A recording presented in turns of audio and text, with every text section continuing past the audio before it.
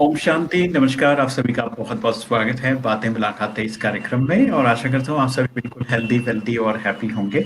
आइए आज के इस सेशन को सजाने के लिए हमारे साथ जैसे कि आप नेहा जी को तो जानते हैं और आज स्पेशली रेशमा जवेरी जो आई स्पेशलिस्ट है वो हमारे साथ जुड़ गए हैं और काफ़ी समय से इस फील्ड में वो काम कर रहे हैं, बहुत अच्छा काम कर रहे हैं। तो आज हमारे साथ जुड़कर अपना स्पेशल अनुभव हमारे साथ शेयर करेंगे और आँखों से रिलेटेड क्योंकि आँखें हैं तो दुनिया है, आँखें नहीं तो दुनिया नहीं, है ना?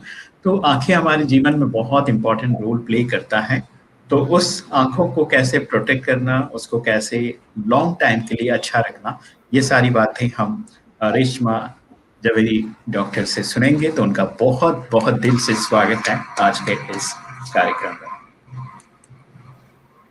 यस, डॉक्टर रेशमा जी, बहुत-बहुत स्वागत है आपका। Thank you कैसे हैं so much. आप? Thank you so much. Thank you for inviting. या मुझे बहुत ही अच्छा लग रहा है ये मंच पे आके एंड जी, जी। ओम शांति और ब्रह्म कुमारी से मेरा भी बहुत सालों से नाता है। I been working at the BSCS MG hospital in Andheri. मैंने वहाँ पे 4 से 5 साल I have been associated and we have a Brahma Kumari centre right close to our clinic. So we are very happy to serve a lot of Brahma Kumari. We get a lot of patients from there. And बहुत ही अच्छा लगता है सबसे मिलके. And मुझे सबसे क्या अच्छा लगता है कि जब भी हम चेकअप करते हैं उनका तो डेफिनेटली दिल से वो हमें ब्लेसिंग्स तो देते ही है, पर साथ में eight the end of it एक अच्छा डब्बा देते हैं जो which is like blessing for us. So every time they are very nice to us and बहुत ही अच्छा लग रहा है. And thank you so much. Thank you Neha ji. Thank you Ramesh ji for inviting me here. Thank you. जी बहुत-बहुत धन्यवाद, शुक्रिया अपने अनुभव को साझा करने के लिए और BSCS से मैं भी काफ़ी समय तक रहा उधर शुरुआत में, 7-8 साल तक एज़ ए केमिस्ट मैं वहाँ पर अपनी सेवा दे चुका हूँ, तो अच्छी बात है। और नेहा जी बहुत-बहुत स्वागत है आज का इस एपिसोड में और मैं चाहूँगा कि रेशमा जी के बारे में थोड़ी-सी बातें आप और बताइए और फिर हम लोग का जो कमेंट सेशन में क्वेश्चंस आएँगे उससे हम लोग जुड़ेंगे। जी। जी, ओम शांति। ओम रेशमा शांति। जी को पर्सनली तो मैं आज ही मिल रही हूँ आप सबके साथ में, पर अच्छा। वाया उनको मैं जान रही थी और रेशमा जी 20 साल से एज अ आई स्पेशलिस्ट वो काम कर रहे हैं और उनका जो हॉस्पिटल है श्योर साइट करके, तो वो जू में है, जो अपना विले पार्ला का जो सेंटर है, आई थिंक उसके आजू बाजू में है और इसीलिए हमारे सेंटर से बहुत कनेक्टेड है, लोग जाते रहते हैं और इनका स्पेशलाइजेशन मेनली उनका ग्लूकोमा में है और मेरे ख्याल से कैटरेक्ट का ऑपरेशंस के लिए भी है और वो बहुत अच्छे आर्टिकल्स भी लिखते हैं जो न्यूज़पेपर में आते हैं और रिसेंटली वो फेमस हो गए. उन्होंने एक मिसेस इंडिया कंपटीशन में पार्ट लिया था and she was the number 1 से 10 फाइनलिस्ट में थी. I think Beyond Giving, that was the title she won. And she is also associated with the Rotary Inner Wheel Club, I think, and she is presenting a paper on Maharashtra. So I think ये इनका बहुत ही छोटा सा परिचय है और बहुत कुछ तो हम आज उनके बारे में ही जानेंगे और साथ साथ जैसे रमेश जी ने बराबर ही कहा कि आंखें हैं तो सब कुछ है, आंखें हैं तो हम सपने भी देख सकते हैं, आंखें हैं तो दुनिया देख सकते हैं. तो जैसे बहुत सारी चीजें आंखों से कनेक्टेड है, ऐसे तो बॉडी के सब ऑर्गन से इम्पोर्टेंट है, बट आई थिंक आंखें सबसे, क्योंकि आंख है तो वी कैन सी, नहीं तो हमें पता ही नहीं चलेगा. तो अब रेशमा जी को ही मैं अनुरोध करती हूँ कि अपने एक्सपीरियंस के बारे में शेयर करें, how she manage this covid pandemic, because covid pandemic में जिन्हों को कैटरेक्ट वगैरह का प्रॉब्लम्स हुआ, तो how she has conducted the surgery and basically this all are the senior citizen people, you know, means the even घर के लोग हैं, दे वुड नॉट वांट कि वो लोग ऐसे स्टेप आउट करे. So I think it is a very challenging time you must have gone through during this COVID pandemic. So naturally जैसे आपने कहा rightly कि आपको ब्रह्म कुमारी से कनेक्टेड है, बहुत सारी आपके साथ ब्लेसिंग्स है, तो नेचुरली वो ब्लेसिंग्स के आधार पर भी आपने काम किया, एंड साथ साथ में आपको स्पिरिचुअल कनेक्शन की वजह से भी एक आपको अच्छा एक आप पे प्रभाव पड़ा एंड आप में बल भरा। तो हमारी भी यही शुभकामना है कि और आगे आप बढ़ते ही रहे और ऐसे ही हमसे मिलते रहे नए नए अनुभव के साथ। तो अभी हम आपसे ही सुनेंगे कि बेसिकली आप कौन सा स्पेशलाइजेशन है आपका, and what type of new technology maybe you are applying when doing the surgery or treating the patients, and जैसे कहा कि कोविड में आपका क्या खास अनुभव रहा। Correct.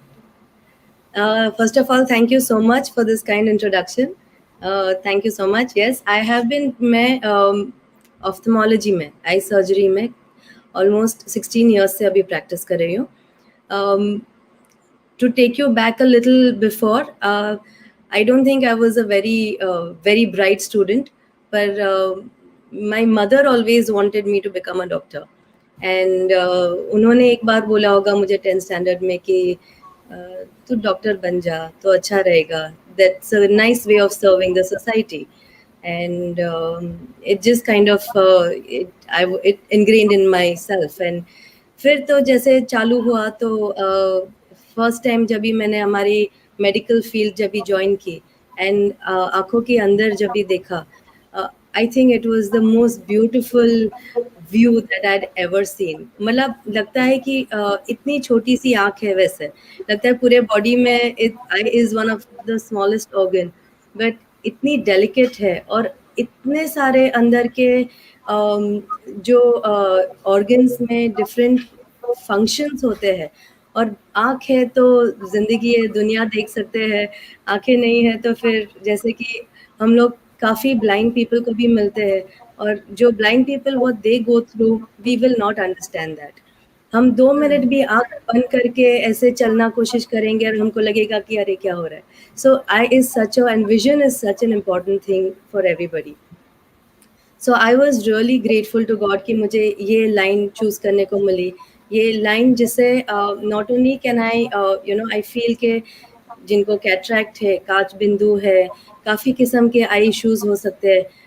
आइज़ तो बच्चों में भी इश्यूज़ होते हैं, जैसे जन्म होता है उनको भी इश्यूज़ हो सकते हैं. तो जितना भी जल्दी डिटेक्शन इनका हो जाए तो वो डिटेक्शन जितना जल्दी हो सके, prevention is better than cure जैसे बोलते हैं. तो इसके लिए हम लोग बहुत ही सब लोग को अवेयरनेस प्रोग्राम्स करते हैं. Awareness programmes for glaucoma, for cataract, for a lot of diseases of the eye, कि जिसको हम अगर जल्दी से पकड़ पाए और एटलीस्ट उसका प्रोग्रेशन को हम डिले कर पाए तो it would be a very very big thing in the society. It is known that cataract is one of the most it is a blinding disease. मतलब उससे काफ़ी पूरी दुनिया में और स्पेशली इंडिया में cataract is a reversible blindness. Reversible blindness का मतलब क्या है कि अगर हमने कैटरैक्ट को ट्रीट किया है तो फिर वो विजन वापस आ सकती है. मतलब इट इज़ रिवर्सिबल. और जो ग्लोकोमा रहता है, ग्लोकोमा मतलब झामर, कांच बिंदु जैसे बोलते हैं, वो ऐसे डिजीजेस रहते हैं वो किस्म के जो एक बार होता है तो वो जितना उससे आँख उससे बिगड़ गई है तो वो वापस नहीं आ सकती है. तो डायबिटीज़ है कि कांच बिंदु है कि कोई एज रिलेटेड मैकुलर डीजेनरेशन से, कोई आँखों की ऐसी ऐसी अलग किस्म की बीमारियां रहती है जो अगर हमने अर्ली से डिटेक्ट कर दिया तो हम एटलीस्ट ट्राई कर सकते हैं कि उसका प्रोग्रेशन को डिले कर पाए. और कैटरैक्ट है जो जिससे नज़र बहुत कम हो सकती है, उसे हम अगर ट्रीट करते हैं तो पूरी की पूरी नज़र वापस आ सकती है. So it is very important to detect all these diseases at its earlier stage. So जैसे मैंने बताया कि I will go back to my career. So I started and मैंने जैसे मेरा MBBS किया, ऑफ्थेमोलॉजी में MS किया, फिर साउथ में जाके ग्लोकोमा के ऊपर फेलोशिप की और आके पहले प्रमुख स्वामी में ज्वाइन किया था, उधर 4 साल काम किया और फिर BSCS में I was very very happy to be there. I serve there for 4 years. अपनी सारी ब्रह्म कुमारी की जो बहनें हैं हमसे I was connected to all of them. बाबा के रूम में भी जाके उधर बैठ के बहुत अच्छा लगता था. जैसे सर्जरी किया and surgery is eventually a stress, तो वो डी स्ट्रेस होने के लिए उधर जाके बैठ लिया और बहुत ही अच्छा लगा. So it gives us a lot of strength. वो स्ट्रेंथ से हम, जैसे ये कोविड पैंडेमिक हो रही है और कोविड पैंडेमिक में जैसे नेहा बेन ने बोला है कि yes, all of us doctors have gone through a lot of stress factor. Not only like my husband and me, my husband's a pediatrician. हम दोनों ने एक भी दिन छुट्टी नहीं ली है. We've been working throughout the entire pandemic. कभी ऐसे हुआ नहीं है कि अच्छा क्या करें, ये इनको होगा तो हमको भी हो जाएगा, ऐसे जैसे दिमाग में लाया ही नहीं है. Because this is our field, it is our time to serve the society and we thought के अभी नहीं करेंगे तो कब करेंगे. तो it was difficult but it still worked out very well. जितने भी पेशेंट्स आए हैं उनको हम वो लोग बहुत डर रहे हैं. वो डर रहे हैं कि हम भी क्लिनिक में जा रहे हैं तो उधर से अगर हमको नहीं है और हमको हो जाएगा तो we have taken a lot of precautions. Every patient आते हैं उसके बाद क्लिनिक को सैनिटाइज करते हैं and we take patients only on appointment basis, ताकि एक दूसरे साथ में ना हो. वो सोशल डिस्टेंसिंग जो मेंटेन करना है वो कर सके. वो PPE सूट पहनना है, वो सब तो it has become now a routine for all of us. But yes, overall it has been कि हमारी जो जर्नी पैंडेमिक में रही है, मेनली कोविड टाइम्स में जो रही है वो है कि स्पेशली आँखों के लिए, कि आँखों को इतना आई स्ट्रेन पहुंचा है. I have seen patients who have come up, kids who have come up with big numbers. छोटे छोटे बच्चों को चश्मा लग गया है. कैसे कंप्यूटर के सामने देखना है, वो एक एजुकेशन है बाय इटसेल्फ. क्योंकि शॉप में जाओ, कंप्यूटर खरीद लो, घंटे भर बैठो उसके ऊपर, that is a part of a lifestyle now. But वो कितनी अपनी आंखों को स्ट्रेन पहुंचा रही है. वो जब हमारे वहाँ पेशेंट्स आते हैं और हम उनको समझाते हैं, उनको दिखाते हैं और उनको काफ़ी समझाते कि क्या करना चाहिए. So Neha ji, if you think it's a good idea, I can talk about screen time. मतलब कैसे हम we should go about looking at the screen. So one of the very important things that we learn from this COVID time is कि अपनी आंखों को कैसे बचा के रखना है. मेन चीज़ है कि अगर मैं कंप्यूटर के सामने 20 या 30 मिनट एट अ स्ट्रेच उसको देख रही हूँ, तो there is a very simple rule. एक रूल है जिसका नाम है 20-20-20 रूल. 20-20-20 रूल में हम 20 मिनट्स जब भी एट अ स्ट्रेच कोई भी स्क्रीन टाइम पे देख रहे हैं, लाइक अपने मोबाइल हो या लैपटॉप हो, तो we have to move our eyes away from the screen after every 20 minutes. और एक डिस्टेंस पे जो 20 फीट है, 20 फीट मतलब बहुत ही दूर देखना है, एंड 20 सेकेंड्स के लिए. So after every 20 minutes of screen time, look at a distance that's 20 feet away for 20 seconds. वो 20-20-20 रूल है. मतलब इससे क्या होता है, जैसे कि हम लोग फॉर एग्जांपल जिम में जाते हैं, काफ़ी लोग जाते हैं और वो डंबल्स ऐसे हाथ में पकड़ के रखते हैं.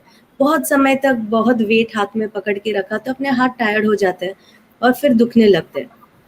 हम लोग कुछ भी चीज़ अगर देख रहे हैं जो अपने आँखों के नज़दीक में है, जैसे कि इंटरमीडिएट डिस्टेंस हम लोग बोलते हैं, तो अपनी आँखों की मसल स्ट्रेन हो जाती है और वो आई स्ट्रेन हेडेक कॉज करती है.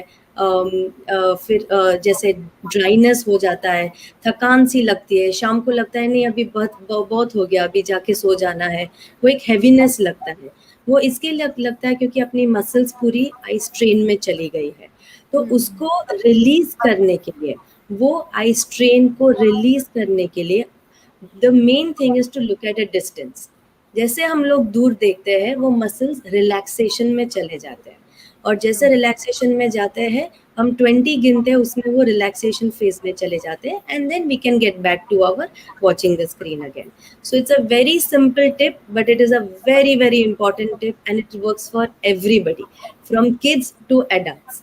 So this is one tip that we can do. Yeah, this is a very nice information. I think 2020 सब लोग Correct. 2020 तो मैच को ही जानते हैं, लेकिन आपने एक ये नया रूल हमें बताया 2020 तो दिस इज वेरी इफेक्टिव.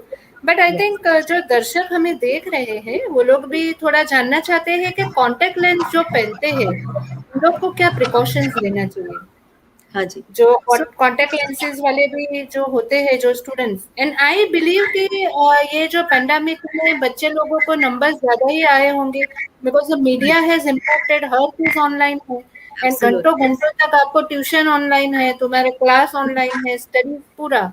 तो मेरे ख्याल से पेरेंट्स को भी आ गए होंगे साथ साथ में, क्योंकि मीडिया में Absolutely. पेरेंट्स भी इतने ये हो गए. तो डेफिनेटली कि it has impacted lot of people. पर अभी जो कॉन्टेक्ट लेंस के किसी ने जो क्वेश्चन पूछा तो उसके बारे में भी थोड़ी आप अगर जानकारी दें हाँ कि जी. कॉन्टेक्ट लेंस जिन लोगों को है तो उन्होंने क्या प्रिकॉशंस लेने चाहिए, तो Correct. That will help. Okay.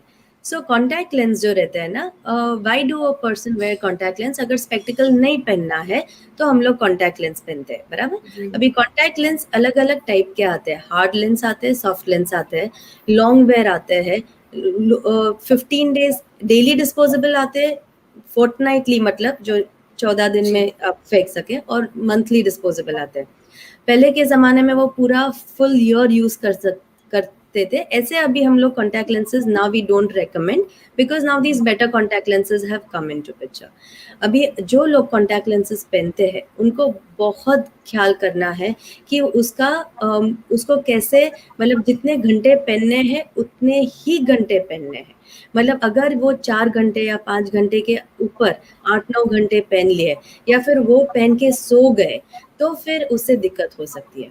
मतलब we cannot sleep with our contact lenses unless those contact lenses are extended wear. एक contact lenses आते हैं वो extended wear आते हैं, जो हम उसे वो अगर पहनते और सोते तो कोई दिक्कत नहीं होती है.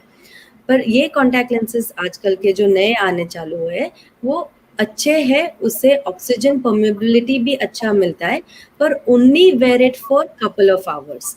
उसके बाद अपने को निकाल देना है, आई ड्रॉप्स डालना है, क्योंकि वो finally it is a foreign body inside दिया. तो उससे आँख लाल हो सकती है, बहुत समय तक पहना तो आँख लाल हो जाती है, ड्राई होता है, इचिंग हो सकती है, आँखों में लगता है कि नहीं बहुत सारा ऐसे खुजली जैसी आती है. तो अगर कोई भी ज़्यादा अगर लाल हो गया तो उसको पहने नहीं रखना है, उसको निकाल देना है और इमीडिएटली डॉक्टर को दिखाना है. One of the most important things is infection with contact lens which you have to be very careful about. Okay. And contact lenses अगर 1 महीने में अगर फेंकने को बोला गया है तो एग्जैक्टली 30 वेयर्स में उसको फेंक देना है. और जो सोल्यूशन में हम डालते हैं वो रेगुलर वाटर में नहीं धो सकते हैं, उसका पर्टिकुलर कॉन्टैक्ट लेंस का ही सोल्यूशन आता है. अगर हमने जैसे मैंने आज पहना और कल नहीं पहनना है फिर भी वो कॉन्टैक्ट लेंस सोल्यूशन को चेंज करना पड़ता है और उसको दोबारा वॉश करके अंदर डालना पड़ता है. Also, one very important thing is when we wear and remove, there should be no nails. आँख में नाखून नहीं होने चाहिए because नाखून से भी आँख में स्क्रैच हो सकता है और नाखून बिना से उसको निकाल के पहनना है. तो आप क्या सुझाव देते हो कि कॉन्टेक्ट लेंस पहनना चाहिए, स्पेक्स पहनना चाहिए? Because I myself use to wear contact lens before, now I am wearing specs. So अभी की जो सिचुएशंस है वो थोड़ी बहुत ही चेंजिंग सिचुएशंस है. जैसे आपने कहा कि पहले आप एक कॉन्टेक्ट लेंस 1 साल तक यूज कर सकते थे. अभी ये डिस्पोजल के हिसाब से द डेलिकेसी भी उसमें ज्यादा है और उसमें क्वालिटी इश्यूज भी आते हैं. आई थिंक इसमें ये भी आ रहा है कि आपका जो प्रोग्रेसिव कॉन्टेक्ट लेंस भी आते हैं. Yes, progressive contact lens. Because तो उसमें भी प्रॉब्लम्स काफी आ रही है प्रोग्रेसिव कॉन्टेक्ट लेंस में भी. तो मतलब आपका क्या सजेशन है कि means what is a better choice, contact lens या सो देखिए नेहा जी, जब भी नंबर लगता है, जब भी नंबर है तो एक तो कौन सी उम्र के है. अगर they are very small kids obviously we don't advise contact lenses, क्योंकि उसमें उसका मेंटेनेंस इश्यूज आते हैं. Right, unless it is Yeah. के कोई बच्चे लोग को हम लोग ही रेकमेंड करते हैं जो चश्मा भी नहीं पहन सकते और जिनके विजन में इश्यूज होते हैं, so they are separate category. But overall below 18 years और एटलीस्ट 16 ईयर्स हम लोग किड्स में रेकमेंड कॉन्टैक्ट लेंसेज नहीं करते हैं। जब भी नंबर आता है we have 3 choices, either wear spectacles और डू कॉन्टैक्ट लेंसेज, और if you are about 18 years और अगर नंबर स्टेबल है तो हम लेजर से भी नंबर निकाल सकते हैं, उसका नाम है लेसिक प्रोसीजर। तो हाँ जी, अभी लेसिक प्रोसीजर्स 18 साल से किसी उम्र पे भी कर सकते हैं, पर उसमें नंबर स्टेबल होना चाहिए, और सेकेंडली आंखों के अंदर और कोई दिक्कत नहीं होनी चाहिए, जैसे कैटरैक्ट है, ग्लोकोमा है, डायबिटीज है, तो उसमें हम लोग लेसिक नहीं कर सकते। ठीक है, बाकी ये 3 चॉइसेस है। अभी अब अगर बोलेंगे कि चश्मा पहनना चाहिए कि कॉन्टैक्ट लेंस पहनना चाहिए ना, that is a very personal thing. अगर चश्मा ओवरऑल इज गुड क्योंकि वो आंखों अंदर नहीं डाल रहे, हम लोग बाहर पहन रहे, और उसमें ड्राइनेस इश्यूज और जो भी मैंने पहले जो इश्यूज बताया जैसे इचिंग हो सकता है या फिर काफी लाल कभी कभी हो जाती है, वो स्पेक्टिकल से नहीं होता है।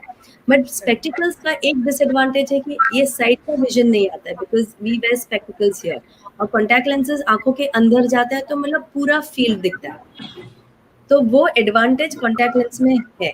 तो अगर लगता है कि नहीं मैं कॉन्टैक्ट लेंस की अच्छी तरह से संभाल कर पाऊंगी, उसको अच्छी तरह से मेंटेन कर सकेंगे, then contact lenses is not a bad idea.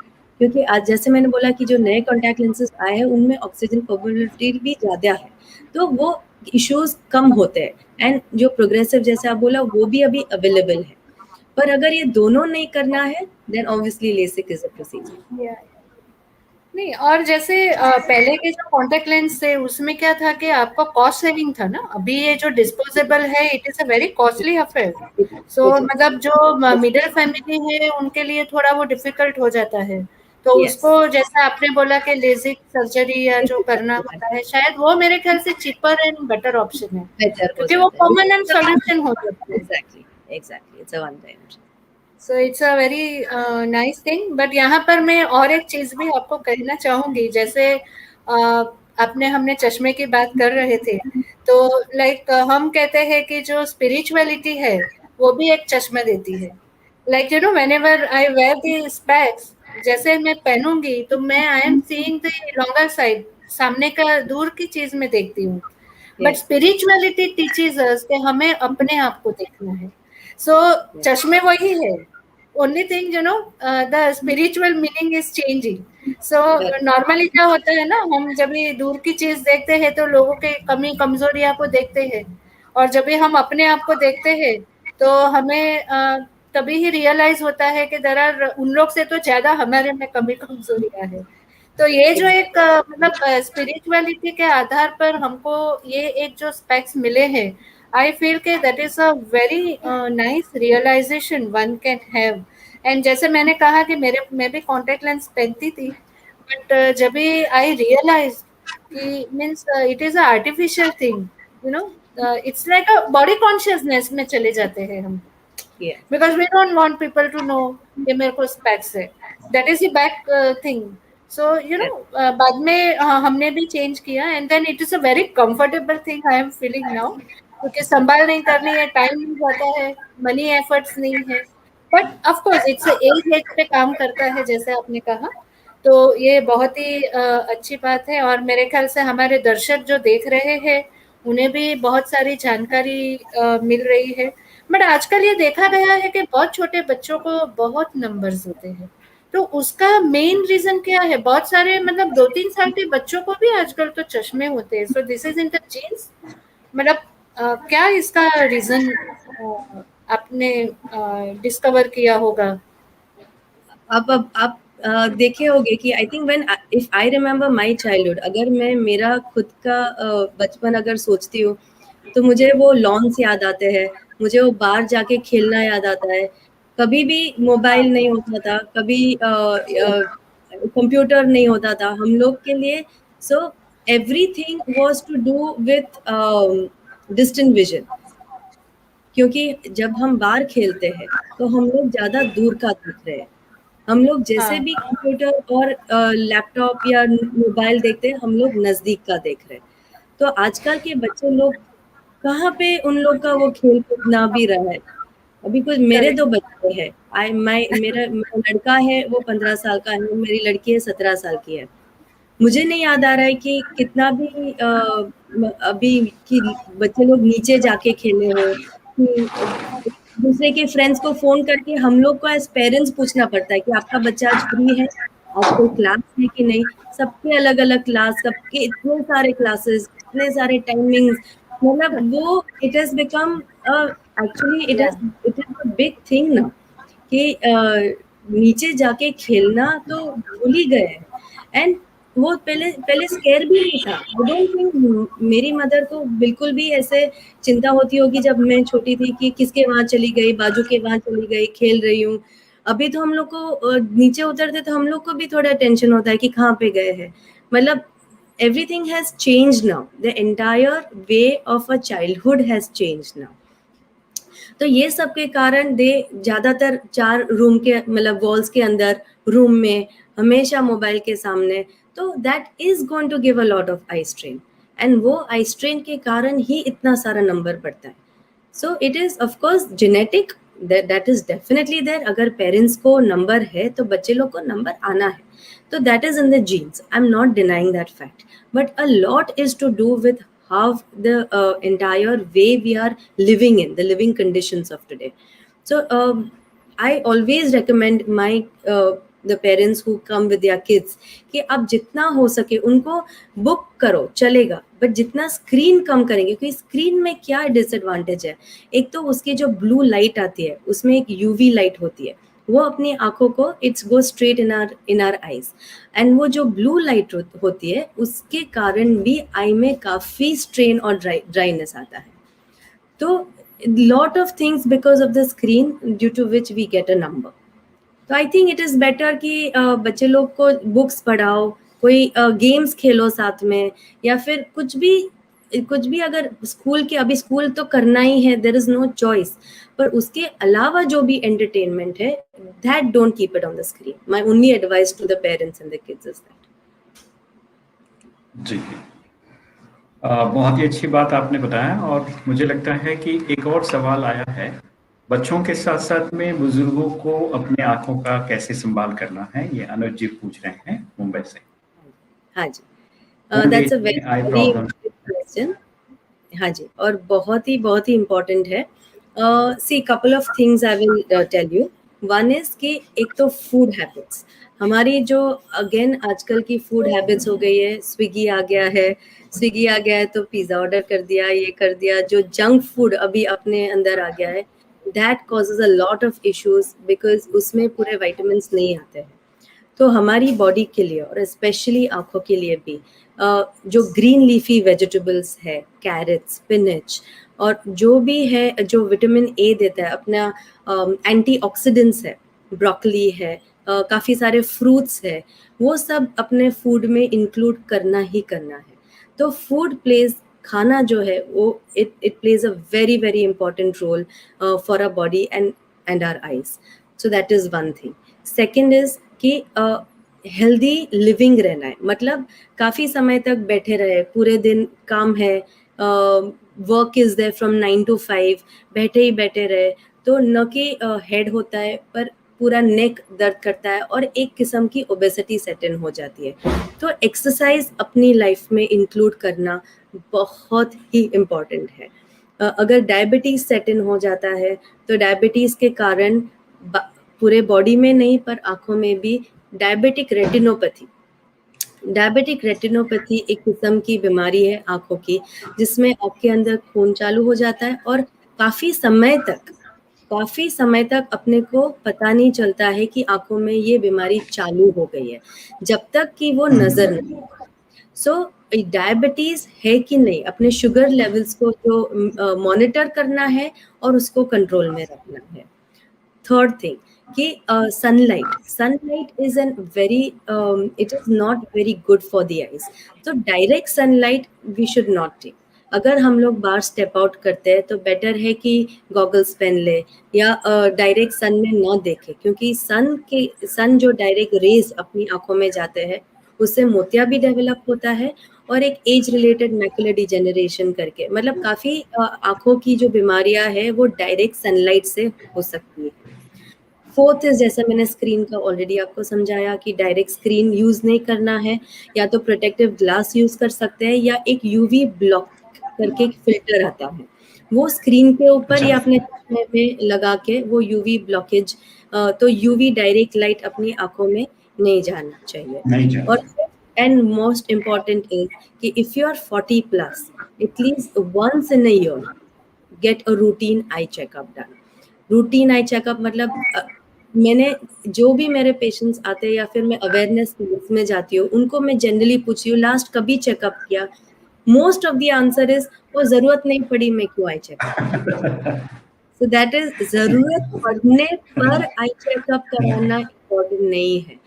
साल में एक बार किया तो एटलीस्ट पता चलता है कि कोई चीज अगर चालू हो जाती है जो आपको पता नहीं है कि आंखों में ऑलरेडी वो दिक्कत चालू हो गई है, तो हम लोग पहले से पकड़ पाते हैं और फिर उसको ज्यादा बढ़ने से रोक सकते हैं। तो इसके लिए रूटीन चेकअप बहुत इम्पोर्टेंट है। जी, जी। बहुत ही अच्छी बात आपने बताया कि कैसे हम लोग रूटीन चेकअप करना चाहिए और बुजुर्गों को किस तरह से अपनी आंखों का ध्यान रखना चाहिए। वैसे सभी को रखना है आज के समय में तो, लेकिन स्पेशली अगर आप 40 प्लस है तो आपके लिए जो टिप्स बताए हैं रेशमा जी ने, उससे जरूर ध्यान रखें। और एक मैसेज आया, राजेश जी, शायद आपने इसका जवाब दिया है, लेकिन फिर भी उन्होंने पूछा है कि कौन से टाइप के ग्लास हम लोग पहने जब कंप्यूटर पे काम करते हैं। हाँ जी। सो कंप्यूटर ग्लासेस आते हैं, ओके। अगर आपका नंबर ऑलरेडी है चश्मा पे, then you have to use a UV blocking filter. एक फिल्टर आता है जो अपने ऑप्टोमेट्रिस्ट, आप जहाँ पे जाएंगे ऑप्टिशियन की दुकान में जाएंगे तो उनको यूवी ब्लॉकिंग का एक फिल्टर आता है। तो वो अपने जैसे स्क्रीन के ऊपर जो चश्मा है उसके ऊपर ही आ जाता है। तो फिर वो जो यूवी रेज निकलते हैं कंप्यूटर, लैपटॉप, मोबाइल से, वो आंखों के अंदर पहुंच नहीं पाते हैं और उसके कारण जो बीमारियां होती है वो उससे हम बच जाते हैं। जी, वो कंप्यूटर स्क्रीन पे भी लगा सकते हैं या फिर ग्लास के हाँ, ऊपर ही लग सकता है? नहीं, वो भी आते हैं, कंप्यूटर स्क्रीन पे भी यूवी ब्लॉकिंग वाले आते हैं। तो अगर हम चश्मा पहनते हैं तो माइट एज वेल उस पे डाल दे, या फिर अपने लैपटॉप या स्क्रीन पे भी डाल सकते हैं। अच्छा, अच्छा। जी, जी। बहुत-बहुत धन्यवाद, शुक्रिया आपका। और चलिए आगे बढ़ते हैं। मैं चाहूँगा कि आँखों से रिलेटेड कुछ आध्यात्मिक सवाल हैं, स्नेहा जी आपसे करेगी और बताएगी। जी। वही मतलब जी, जैसे हमने पहले भी बताया कि चश्मे में हम लोग जैसे दूर का देखते हैं, तो ये जो हमारी आंखें हैं, जो आंखें से हम जीवन में सब देखते हैं, खूबसूरती देखते हैं, बट एक हमारी आंखें हैं जो अंतर्मन की आंखें हैं, और वो अंतर्मन की आंखों को देखने के लिए हमें सुप्रीम सर्जन की जरूरत है। जैसे आप तो डॉक्टर है, आप सर्जरी करते हैं, बट एक स्पिरिचुअलिटी की और आध्यात्मिकता की ओर, कि जिसमें हमें अंतर्मन की आंखें जगाना है, तो उसके लिए हमें अपने आप के साथ में रहकर अपने अंतर मन के अंदर झांकना है। अभी उसके लिए तो कोई ऐसे चश्मे अभी तक बने नहीं है कि जिसमें हम अंदर तक झांक सके, but it is a self realisation practice, कि जो आप धीरे धीरे अपने आप को जानते हो, अपने जो अंग संग का जो एनवायरनमेंट है, जो एनवायरनमेंट में भी हम जाते हैं तो वहां भी लोगों को जानते हैं, और हम कैसे हमारी फ्लेक्सिबिलिटी एक दूसरे के साथ में बढ़ाते हैं, और साथ साथ में हमें रियलाइज होता है कि हमारा ये एक्ट रॉन्ग है, या ये हमारे जो हमने बातें की वो ठीक नहीं है। तो ये बार बार हम जो कहते हैं कि अंतर्मन की आंखों को भी हमें साथ साथ जगाना है। तो ये जैसे हमारी आंखें इंपॉर्टेंट है जीवन जीने के लिए, तो ऐसे ही हमको रिलेशनशिप में, या हमारे कार्य क्षेत्र में, या हमारे गृहस्थ व्यवहार में जीने के लिए हमारी अंतर्मन की आंखों को भी खुला रखना बहुत जरूरी है। क्योंकि जब भी हम वो खुला रखेंगे तो हम एक दूसरे को समझ पाएंगे, एक दूसरे के साथ कोऑर्डिनेशन कर कर हम चल पाएंगे। जैसे हमारा जो बॉडी चलता है उसमें भी देखिए कि कितना टीम वर्क है, हमारे हर ऑर्गन्स का टीम वर्क है ना। तो यही हमें कितनी सारी चीजें सिखाते हैं। साथ साथ में जैसे आंखों का भी टीम वर्क है ना, एक आंख में आंसू आएगी तो दूसरे में भी आती है, एक आंख इधर घूमेगी तो दूसरी, तो इट इज अ मतलब आगे पीछे जब भी होती है तो कितना अच्छा वहां भी कोऑर्डिनेशन है। तो हमारे बॉडी के ऑर्गन्स भी हमें कितनी सारी चीजें हमें सिखाती है जो हमें डेली लाइफ के लिए भी काम आती है। तो इसके साथ साथ डॉक्टर आपसे ये मैं क्वेश्चन पूछना चाहूंगी कि आपने न्यूनेस मतलब कैसे आप आपके प्रोफेशन में और न्यूनेस ला सकते हैं जिससे पेशेंट्स को जो चाहिए वो एकदम इमीडिएटली और इजीली डिलीवर हो जाए। जैसे आजकल कैटरेक्ट का ऑपरेशन बहुत इजी हो गया है, पहले के जमाने में थोड़ा डिफिकल्ट था। अभी तो Yes. 2-3 घंटे में ही बोलते हैं घर चली जाओ, और 2-3 दिन में तो सब पट्टी पट्टी निकल जाती है, लेंस फिट हो जाता है। हाँ तो जी। ऐसे बहुत सारे चैलेंजेस जो आप लेजर सर्जरी करते हैं उसमें भी तो आती होगी, क्योंकि अभी जैसे मुझे ही करना है तो मेरे पास 10 क्वेश्चंस है कि अरे लेजर सर्जरी कराने के बाद में मुझे दिखेगा कि नहीं दिखेगा, because you are going to risk your eyes. तो Nice. आप True. वो सब पेशेंट्स को कैसे आप ट्रीट करते हो, how you talk to them, and उनको आप क्या बताते हो कि जिससे वो मतलब तैयार हो जाते हैं ये करने के लिए सर्जरी। नेहा जी, उसमें क्या है कि one most important thing is कि पेशेंट को आप में कॉन्फिडेंस होना चाहिए। सो एंड वो कॉन्फिडेंस लाने के लिए I think one of the most important is counselling. मैं मेरे पेशेंट की काउंसलिंग खुद करती हूँ, because I need to make them understand, okay, कि वो मतलब I need to understand from them कि उनका उनका उनको क्या चाहिए। जैसे कैटरैक्ट, अभी कैटरैक्ट में जैसे आपने बताया बहुत ही करेक्ट है, कैटरैक्ट सर्जरी जो पहले से 15-20 साल पहले होती थी और अभी जैसे कैटरैक्ट सर्जरी होती है, जमीन आसमान का फर्क है। पहले तो जैसे बोलते थे, अब सबने सुना होगा कि मोतिया, सब पेशेंट जो मेरे आते हैं मेरा मोतिया पक गया है, that is the first question they ask me, क्योंकि वो पकना एक 20 साल पहले का एक होता था, क्योंकि तभी लेजर नहीं होता, तभी हम लोग मैन्युअली करते थे, तभी मैन्युअली पूरा मोतिया निकाल के फिर बहुत सारे टाके लगते थे, तो it was a very different way of operating cataract. अभी जैसे ये न्यूनेस आया है और या जो एडवांसमेंट आई है पूरी ऑफ्थेमोलॉजी फील्ड में, जो एडवांसमेंट आई है वो रोबोटिक सर्जरी आ गई। रोबोटिक सर्जरी मतलब हमारा काम नहीं है ऐसा नहीं है, हमारा डॉक्टर्स का भी काम रहता है, but laser has played a very very important role. और इसके कारण हम लोग अभी पूरा मोतिया पकने के लिए वी डू नॉट वेट।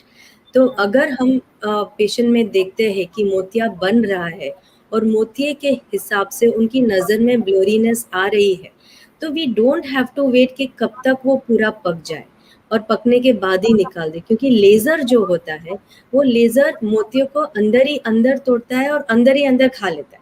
तो पहले हम लोग दिखा सकते थे कि ये देखिए आपका मोतिया है, क्योंकि वो पूरा का पूरा निकलता था। अभी ऐसा नहीं है, अभी अंदर ही वो काटता है और अंदर ही उसको तोड़ता है।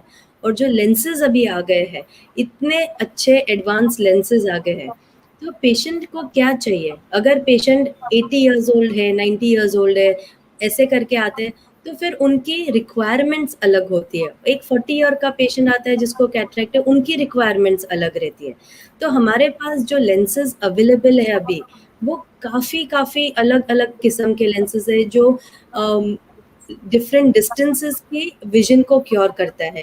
किसी को चाहिए कि नहीं मुझे सब डिस्टेंस का चाहिए, मुझे दूर का भी देखना है, इंटरमीडिएट भी देखना है, जैसे कि लैपटॉप इंटरमीडिएट डिस्टेंस पे रहता है। नियर मतलब हम लोग जो मोबाइल करते हैं, या फिर हाउसवाइफ है जिसको सुइंग करना पड़ता है, धागा में डालना पड़ता है, या फिर कुछ काटना पड़ता है। सी ऑल दीज सीम जैसे डेली जॉब्स, बट अगर वो विजन क्लैरिटी वो डेली जॉब्स में भी अगर मिल सकती है, then why not make use of these beautiful lenses that have come now which is available for the patient? तो पेशेंट कैसे ये सब चीज में अंडरस्टैंड अगर उनको होता है, तो वो मेन है काउंसलिंग। तो बहुत मतलब I at least spend 10 to 15 minutes with my patient making them understand कि क्या रियलिटी है।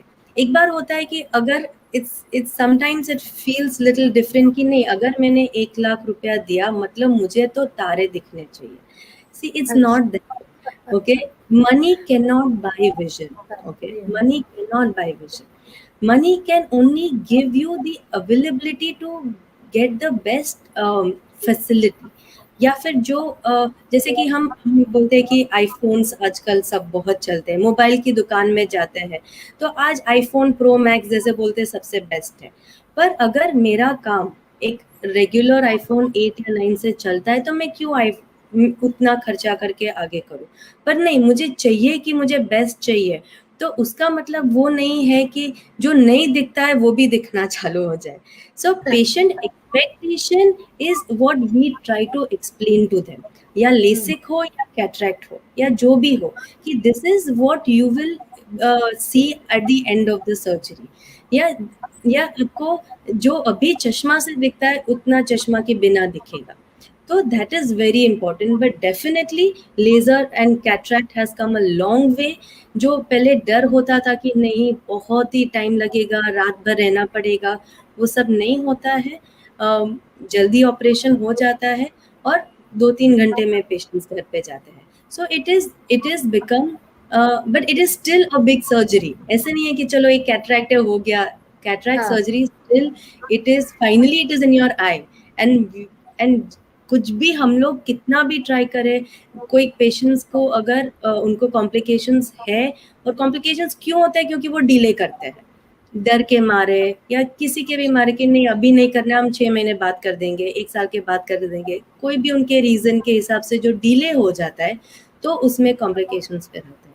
तो it is very important to have awareness कि नहीं मुझे दिखाना चाहिए. दिखाने के बाद अगर रिकमेंड किया गया है कि मोतीबिंदु है तो फिर डरना नहीं चाहिए, आगे चल के समझना चाहिए कि इसमें what am I going to face. I explain my patients के कैटरैक्ट में क्या होगा, उनको क्या करना है, कितना टाइम लगेगा, जो भी उनके क्वेश्चन है अगर उनको आंसर किया ऑपरेशन के पहले, then they are very comfortable and then they are not scared. क्योंकि वो स्केयर कभी होगा जब भी मालूम नहीं है कि क्या होने वाला है. अगर अब मुझे अवेयर है कि मुझे ये सब I will go through all this and this is what I have to do post surgery, then they are not so scared about it. बहुत ही अच्छी आपने बात बताई, and there is a good details you gave about the operation and surgery type, you know. तो बहुत ही मेरे ख्याल से सब दर्शकों को काफी इसमें नॉलेज मिल रहा है. और आंखों का तो कहते हैं कि आंख है तो जान है, जो हम कब से यही बातें कर रहे हैं. तो उसमें खाली और एक मेरा प्रश्न आपसे है कि जैसे आपने कहा कि काउंसलिंग आप करते हो, वो तो बहुत ही अच्छी बात है, लेकिन साथ साथ में आप जो फ्री आई कैम्प्स वगैरह भी करते हो, तो उसमें मेरे ख्याल से आपको और भी दिक्कत आती होगी, क्योंकि उसमें तो बहुत सारे अनएजुकेटेड लोग भी आते हैं, या they are from the poor family और sometimes they are from the slums area. Yes, क्योंकि कैंप में तो एक बार कैंप लगा तो anybody can come.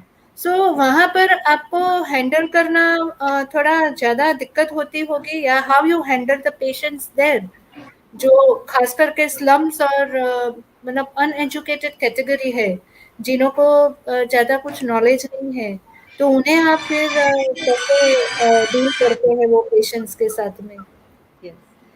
So of course Covid के पहले ही ये सब ज़्यादा होता था, जब भी हम लोग आई camps in a big way कर पाते थे.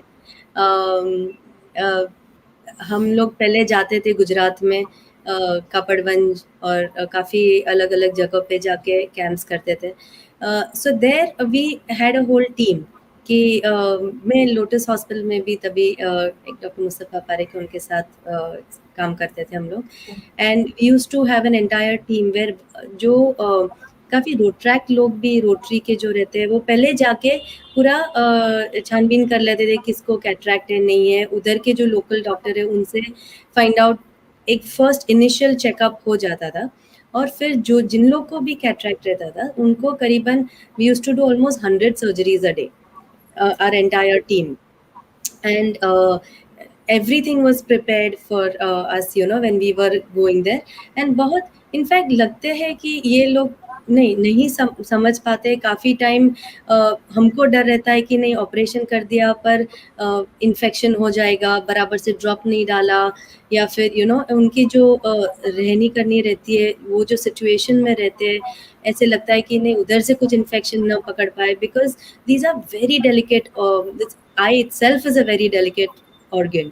सो माइन्यूट से माइन्यूट इन्फेक्शन भी अगर पकड़ ले, और स्पेशली जब भी सर्जरी होते हैं, तो it is in a very delicate phase. तो तभी पर again what is important is follow up, कि ऐसे नहीं कि सर्जरी हो गए और हम लोग निकल जाते हैं। सर्जरी हो गए, नेक्स्ट डे पूरा फॉलो अप होता है सबके साथ, सबकी आंखें वापस देखते हैं कि किसी को और कुछ ज़रूरत है। काफ़ी लोग ड्रॉप्स भी वहाँ पे लाके उनको ही दे देते, ताकि उनको पता चले कि अच्छा ये ड्रॉप है, ऑपरेशन के बाद 4 टाइम डालना है, 6 टाइम डालना है, जो भी है। एंड पूरा ऑपरेशन हो जाता है, उसके बाद 1 महीने के बाद चश्मे का भी अरेंजमेंट होता है। तो it is a complete treatment from surgery to giving drops to giving the spectacles. And what important more is कि हम लोग जहाँ पे जाते हैं तो वो अवेयरनेस कैंप्स करते हैं। तो इन माई क्लिनिक ऑल्सो मेरे अवेयरनेस कैंप्स रहते थे। तो I remember one clinic when I had an awareness camp, तो एक पेशेंट आए थे, उनको लगा कुछ नहीं है, उनका जो मैं ग्लोकोमा के बारे में कभी बात करती हूँ, तो ग्लोकोमा एक ऐसी चीज़ है जो आंखों की नज़र को, it's called a silent thief of the eye. Silent thief मतलब कि अब हमको लास्ट तक till the end we will not realise कि ये कितना प्रोग्रेस हो गया डिजीज, और सडनली विजन चला जाता है और लगता है अरे अभी तक तो कुछ नहीं था, ये क्या हो गया। नहीं, कुछ नहीं था, नहीं काफ़ी कुछ था, पर आपने वो दिखाया नहीं था। तो ऐसा ही पेशेंट एक कैंप में आए थे, जिनका आंखों का pressure, you won't believe, it was more than 60 millimetres mercury. 60 millimetres बहुत ही ज़्यादा रहता है। रेगुलर आई प्रेशर जो आंख में होता है 11 से 22 के बीच में होता है, उनका 60 मिलीमीटर्स मर्क्यूरी था। It was almost at the end stage, urgency में ऑपरेशन करवाया, and he just passed away 2 years back. तो he lived a good 10 years of, उनका विजन प्रिजर्व रहा, क्योंकि उन्होंने वो कैंप में आए थे और चेकअप कराया, और ये पकड़ पाए थे हम लोग। तो ये अवेयरनेस कैंप्स बहुत ही इंपॉर्टेंट रहते हैं, ताकि हम लोग सबको not only we give an awareness, we give pamphlets, we give lot of things to our patients, but we do a full free eye checkup for them, ताकि अगर कुछ है तो हम उनको बता पाए कि क्या है। And especially now with Rotary, I'm a part of a Rotary, Bombay West, and Rotary में ही हमारा एक मेडिकल सेंटर है।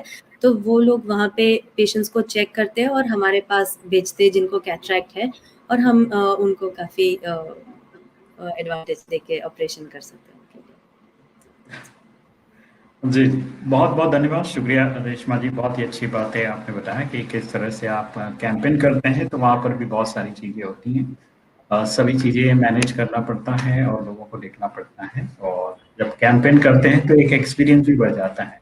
वैरायटी ऑफ पीपल का जो स्वभाव है वो देखने को मिलता है, और हम लोग उन सारी चीज़ों को देखकर फिर हम अपने आप को एनहांस करते हैं एक तरह से कैंपेन में, और फिर पेशेंट्स को जो है काफ़ी अच्छी तरह से हम लोग ट्रीट करते हैं। तो ये आपने बहुत ही अच्छा एक्सपीरियंस शेयर किया। और मैं चाहूँगा कि जैसे रमेश जी कि वो हमारे टीचर है, ये जो पेशेंट्स है हमको बहुत सिखाते हैं।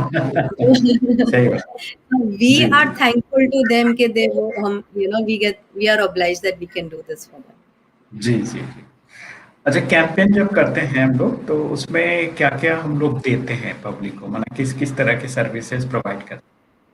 हाँ जी, तो जब भी आते हैं हमारे क्लिनिक में भी जो ये पेशेंट्स आते हैं, उनको हम फुल फ्री आई चेकअप करते हैं पहले। उसमें उनको बताते हैं कि कैटरैक्ट है नहीं है, क्या प्रॉब्लम है, और अगर जब भी फ्री वो करने के बाद अगर कैटरैक्ट है तो स्कैनिंग करते हैं, और स्कैनिंग के बाद ऑपरेशन में जो लेंस बैठाते हैं ना, वो लेंस जैसे बताया बहुत अलग किस्म के लेंसेज आते हैं। तो अगर पेशेंट को लगे कि नहीं हमें थोड़ा अच्छा लेंस यूज़ करना है, तो वो बहुत ही सब्सिडाइज रेट में हम उनको एक बढ़िया लेंस जो उनको लाइफ टाइम चल सके, वो सब्सिडाइज रेट में वो लेंस उनको बिठा के कैटरैक्ट सर्जरी करते हैं। और उसके बाद पूरे 1 महीने तक, जब तक उनको फाइनल नंबर नहीं देते, तब तक उनको फ्री फॉलोअप करने देते हैं। जी, जी। बहुत ही अच्छी बात आपने बताया। चलिए अब वक़्त हो गया धीरे-धीरे हमारा जो है तो मैं जाते-जाते एक यही कहना चाहूँगा कि आँखों को नेचुरली कैसे हम लोग अपने उसको प्रोटेक्ट कर सकते हैं? आई ड्रॉप्स के बिना भी कुछ क्या एक्सरसाइज़ वग़ैरह है या हम लोग उसको क्लीन करने के लिए आई वॉश कब यूज़ करते हैं? क्या वो सभी लोग यूज़ कर सकते हैं या कुछ लोगों को यूज़ करना है? ओके। सो पर्सनली मुझे जो आईज वॉश होता है जो हम टैप जी, जी, वाटर जी। से करते हैं वो मैं पर्सनली नहीं एडवाइस करती हूँ बिकॉज हमारा जो टैप वाटर रहता है उसमें कितनी प्योरिटी है we are not sure so नहीं, आई सब वुड लोग नॉट नहाते वक़्त तो फिर वो ऐसे बोलते हैं कि भाई आँख भी ऐसे कर लेते हैं पानी लेके। तो वो मैं वो एडवाइस नहीं करती हूँ करना जी। है तो बॉइल्ड वाटर को कर सकते हैं बॉइल्ड वाटर हुँ। वाटर को बॉईल करके और फिर अच्छा, उससे अच्छा। साफ कर सकते हैं तो जो भी हम ऑपरेशन भी केसेस होते हैं सर्जरीज होती है उनको भी मैं वही एडवाइस करती हूँ कि जो कॉटन रहता है हुँ, उसको हुँ, बॉल्स हुँ। बना के पानी में उबाल के थोड़ा ठंडा हो जाए तो उससे आप साफ करिए एंड उससे क्लीन करिए और वही वाटर से आप फेस वॉश भी कर सकते हैं और जी। रेगुलर अगर सर्जरी नहीं हुआ है तो आँख बंद करके आप वॉश करो पर आँख के अंदर जो स्प्लैश काफ़ी लोग का एक रहता है कि चलो उठे और पहले अच्छी तरह से उसको धो डाला। तो इंस्टेड ऑफ दैट हम लोग प्रेफ़र करते हैं कि अभी बहुत सारे स्टेराइल आई ड्रॉप्स आ गए हैं, जो जी, लुब्रिकेटिंग जी। ड्रॉप्स होते हैं। हुँ, जैसे हुँ। कि वो लुब्रिकेटिंग ड्रॉप्स अगर ड्राइनेस हो रहा है कि थोड़ा बहुत इचिंग हो रहा है, थोड़ा बहुत रेडनेस हो रहा है, काफ़ी समय तक हमने स्क्रीन पे यूज़ कर दिया है, तो फिर हुँ। इट्स बेटर कि ये स्टेराइल आई ड्रॉप्स यूज़ करें एंड वो स्टेराइल आई ड्रॉप्स में कोई दिक्कत नहीं होती है, उसमें कोई डिसएडवांटेज नहीं है और जितना समय तक हम लोग यूज़ करना चाहे यूज़ कर सकते हैं एंड वो आइज़ के लिए ही बनाए गए हैं। So it is ji, better to use these sterile eye drops rather than putting tap water in the eye. That is one. And second is ji. yeah exercises जैसे हमारी बॉडी को exercise की ज़रूरत है ऐसे अपने आँख को भी एक्सरसाइज की ज़रूरत है and I guess before going I can just show you all the basic eye exercises हम लोग रोज इसको आई योगा बोलते हैं जैसे बॉडी की अच्छा। योगा जैसे आई की भी योगा होती है and they are very very simple exercises उतने भी करेंगे तो आई मसल स्ट्रांग रहते हैं और हुँ, नंबर बढ़ने हुँ। का चांस कम हो जाता है और जो आई स्ट्रेन रिलेटेड इश्यूज होते हैं जैसे कि हेडेक वगैरह वो भी कम हो जाते हैं तो मेन चीज़ है कि अपना जो जो भी आई एक्सरसाइजेज होते हैं उसमें फेस को अप डाउन नहीं लेना है फेस को जैसा है वैसा ही रखना है सिर्फ आईज को अप डाउन आईज को फिर फ्रॉम साइड टू साइड फिर डायगोनल्स डायगोनल्स मतलब जैसे कि जो एक्स फॉर्म कर सकते हैं ऐसे एक्स फॉर्म अच्छा, अच्छा। जी, जो एक्स फॉर्म होता है और फिर रोटेशंस मतलब क्लॉकवाइज जो रोटेशन करते हैं तो धीरे से क्लॉकवाइज 5 टाइम करना है और फिर एंटी क्लॉकवाइज 5 टाइम करना है जब भी हम पूरा क्लॉकवाइज एंटी क्लॉकवाइज करेंगे तो वी विल एक्चुअली फील अपने आप के जो मसल्स है अंदर we will start feeling them we will know कि we have these muscles in the eyes and वो उसका स्ट्रेन रिलीज हो रहा है धीरे धीरे से and other one main exercises कि अपना जो थंब रहता है उसको एकदम दूर तक लेके जाना है हुँ, स्ट्रेट एंड हुँ। धीरे धीरे से अपनी आंखों के नजदीक लाना है थंब के सामने देखते रहना है जैसे हम हाथ अच्छा। के पुश करते हैं ना ये हुँ। थंब पुश बोलते हैं तो पुशअप को मतलब एकदम धीरे से आंखों के नजदीक लेके जाना है जब तक ये थंब डबल न दिखे उसको डबल विजन न हो जाए और फिर अच्छा, उसको अच्छा। वापस लाना है ऐसे दिन में सुबह 10 टाइम्स शाम को 10 टाइम्स किए तो काफी स्ट्रेन आँख से निकल जाता है जी, जी, जी। चलिए डॉक्टर रेशमा जी बहुत-बहुत धन्यवाद, शुक्रिया आपका, बहुत अच्छा इन्फॉर्मेशन आपने दिया और हमारे सभी दर्शक मित्र जो देख रहे हैं, उन्होंने भी आपके लिए बहुत अच्छा इन्फॉर्मेशन करके मैसेज किया, थैंक यू करके मैसेज किया। तो फिर हम लोग वापस मिलेंगे इसी वादे के साथ। एक बार आपका बहुत-बहुत धन्यवाद thank you and Om Shanti Neha बहन थैंक यू सो मच, बहुत-बहुत थैंक यू धन्यवाद आपको भी हमारे साथ रेशमा जी को जोड़ने के लिए। Thank you.